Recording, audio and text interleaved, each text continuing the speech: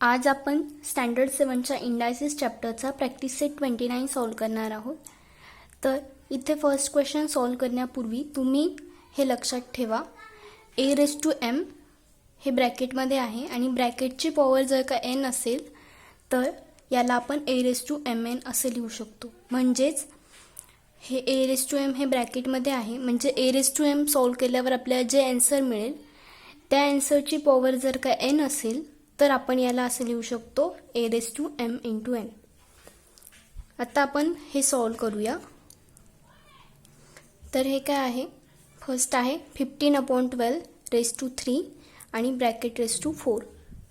तर ह्याला कसं करणार, याच्याप्रमाणेच a⁻m ब्रॅकेट ⁻n असेल तर याला आपण a⁻mn असे लिहू शकतो. म्हणजेच हे असं लिहू शकतो 15/12⁻³ × 4. म्हणजेच हे आपल्याला मिळेल 15/12⁻12. आता सेकंड सॉल्व करूया. सेकंड आहे 3/4 ब्रॅकेट ⁻². तर हे कसं करणार, 3/4 × -2 म्हणजेच हे होईल 3/−8. आता थर्ड सॉल्व करूया. थर्ड आहे 1/7⁻³ आणि या ब्रॅकेट ⁻⁴. तर हे कसं करणार, 1/7⁻³ × 4 म्हणजेच 1/7⁻12. आता फोर्थ सॉल्व करूया. तर हे काय होईल, 2/5⁻² × -3. मग हे मिळेल 2/5 आता हे पहा, -2 × -3 किती होईल, 6.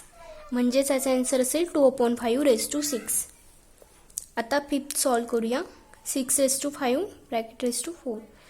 तर हे होईल 6/5 × 4 म्हणजेच 6/20. आता 6 सॉल्व करूया. तर हे काय होईल, 6/7 ⁻⁵ × 2 म्हणजेच 6/7 ⁻10. आता 7 सॉल्व करूया. तर हे आन्सर कसं लिहिणार आपण, 2/3 ⁻⁴ × 5 म्हणजेच 2/3 ⁻20. आता 8 सॉल्व करूया. तर हे कसं येईल, 5/8 ⁻³ × म्हणजेच 5/8 ⁻6 कारण 3 × -2 होतं -6. आता 9th क्वेश्चन आहे 3/4 ⁻⁶ आणि ब्रॅकेट ⁻1. तर हे कसं लिहिणार आपण, 3/4 ⁻⁶ × 1. तर हे काय होईल, 3/4 ⁻⁶. आता 10th सॉल्व करूया. तर हे काय येईल, 2/5 ⁻−3 × 2. तर हे काय होईल, 2/5 ⁻−3 × 2 किती होईल, -6. तर अशा प्रकारे तुम्ही क्वेश्चन 1 सॉल्व करू शकता. याच्यात फक्त एवढंच आहे, सपोज a⁻m असेल आणि याची पॉवर जर का n असेल, म्हणजेच a⁻m सॉल्व केल्यावर जे काही मिळेल त्याची पॉवर जर का n असेल तर याला आपण असं लिहू शकतो a⁻m × n. म्हणजेच a आहे तसंच ठेवायचं आणि यांचं मल्टिप्लिकेशन करायचं m × n. तर हे यूज करून तुम्ही हा क्वेश्चन 1 सॉल्व करू शकता. तर आता आपण क्वेश्चन 2 सॉल्व करूया. क्वेश्चन 2 आहे write the following numbers using positive indices. तर हा क्वेश्चन सॉल्व करण्यापूर्वी तुम्ही हे लक्षात ठेवा A upon B raise to minus M असेल तर याला आपण B upon A raise to M असे लिहू शकतो.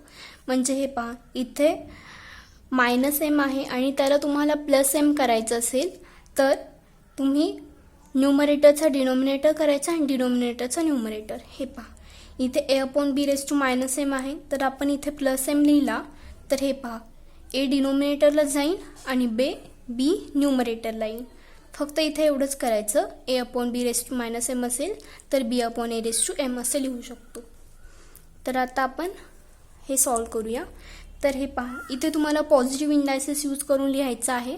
म्हणजे तुम्हाला इथे -2चं +2 करायचं आहे. तर ते कसं करणार, इथे +2 लिहायचं आहे.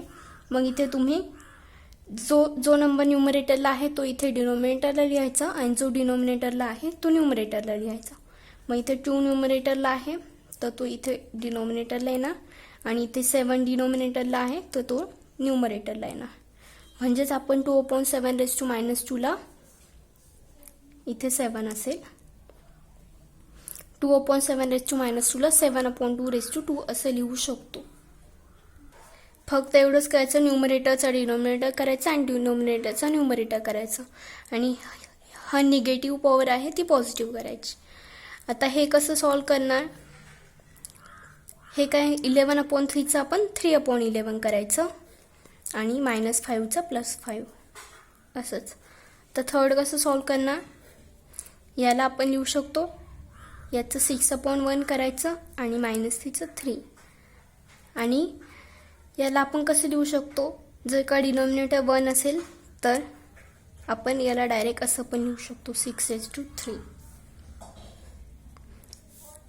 आता फोर्थ पहा, y रेस टू -4 आहे. म्हणजेच हे कसं आहे, y/1 रेस टू -4.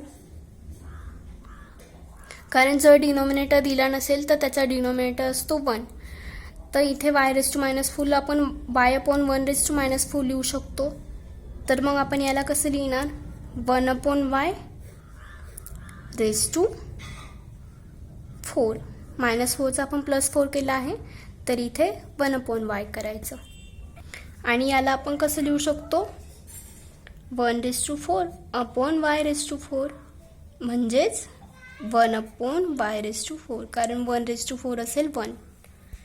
तर अशा प्रकारे आपण पॉझिटिव्ह इंडायसेस यूज करून हे सॉल्व करू शकतो. आपण इथे पॉझिटिव्ह इंडायसेस यूज करून हे लिहिले आहे. तर अशा प्रकारे आपण क्वेश्चन 2 सॉल्व केला आहे आणि हा प्रॅक्टिस सेट कंप्लीट सॉल्व केला आहे. तुम्हाला काही डाऊट असेल तर तो तुम्ही मला कमेंटमध्ये विचारू शकता. थँक्यू.